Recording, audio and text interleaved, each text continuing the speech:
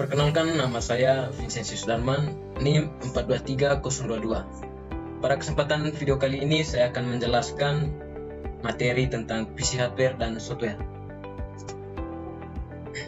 Yang pertama, pengertian hardware. Hardware adalah komponen-komponen perangkat keras seperti motherboard, power supply, RAM, SSD, hard disk, monitor. Yang berikut, pengertian software. Software adalah perangkat lunak yang tidak dapat disentuh atau diraba. Perangkat lunak seperti aplikasi berbasis desktop ataupun mobile phone. Contoh aplikasi yaitu Adobe Photoshop, CorelDRAW, web browser, dan aplikasi open source. Yang berikut, hubungan hardware dan software. Hubungan hardware dan software dalam kehidupan sehari-hari sangat erat dan saling mendukung. Berikut adalah contoh hubungan antara hardware dan software dalam kehidupan sehari-hari. Semisalnya, komputer atau laptop. Hardware mencakup komponen fisik seperti prosesor, RAM, hard disk, dan layar. Namun, tanpa sistem operasi dan program aplikasi seperti Microsoft Windows, Mac OS, atau Linux, komputer tidak akan bisa digunakan secara efektif. Oke, yang berikut perkembangan komputer dari generasi ke generasi.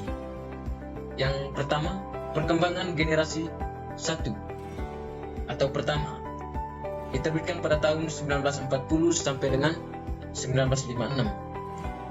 Dikembangkan untuk desain peluru, kendali, dan pesawat. Penggagasan komputer generasi pertama adalah Kurt Joseph. Perkembangan komputer generasi pertama ini sangat mahal dan besar, memiliki tinggi 2,4 meter, panjang 30 meter, dan berat 30 ton. Level bahasa pemrograman paling rendah.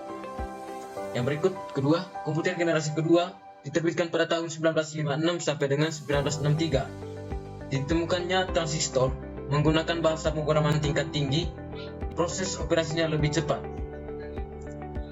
Yang ketiga, komputer generasi ketiga diterbitkan pada tahun 1964-1971. Pengembangan integrated circuit 1958, Jack Billy menciptakan IC atau Integrated Circuit Chip. Komputer generasi ketiga memiliki ukuran lebih kecil, cepat, dan murah. Yang keempat, komputer generasi keempat diterbitkan pada 1971 sampai sekarang. Memiliki terobosan berupa mikroprosesor yang dapat menyatukan ribuan IC ke dalam sebuah keping silikon. Komputer generasi keempat sudah dapat digenggam manusia. Mulai muncul juga laptop yang dapat dibawa kemana-mana, dapat dihubungkan dalam sebuah jaringan. Yang kelima, komputer generasi kelima atau komputer generasi sekarang atau sampai masa depan.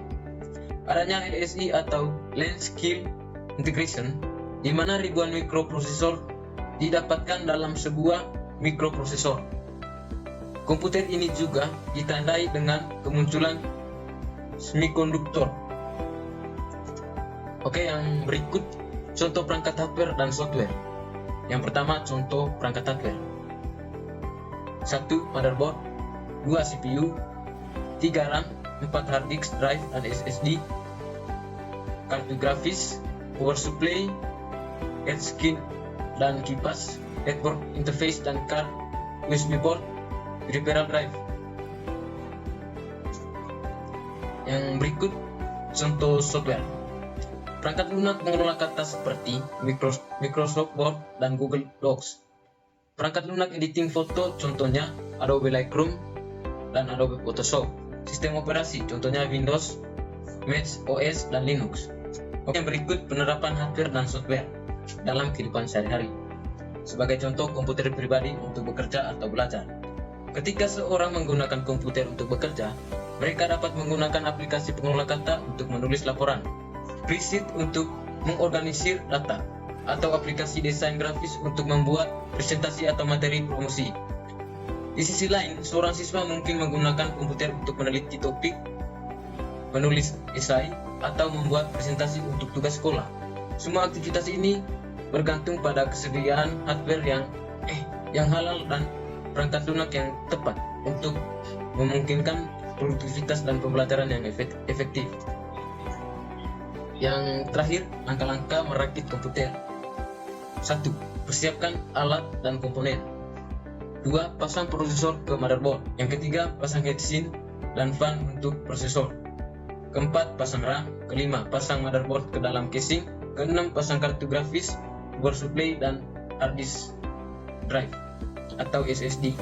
Yang ketujuh, hubungkan kabel dan sambungkan perangkat. Yang kedelapan, yang terakhir, uji coba dan booting pertama.